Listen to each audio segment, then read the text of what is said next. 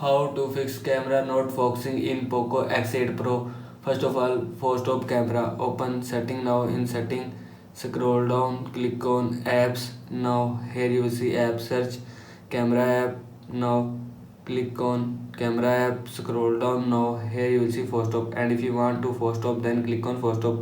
After click on force stop, camera will be force stop from your phone. Now go back. After that, enable autofocus. Open camera now. In camera, click on this icon and click on setting. Now click on general. Now here you will see autofocus option, and if you want to enable autofocus, then turn on this button. After turning on this button, enable autofocus from your phone. Now go back. After that, reset camera setting. Again open camera.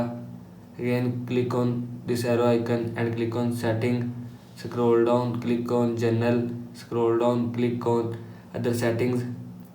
Click on restore default setting and click on OK. After click on OK, reset camera setting will be reset from your phone.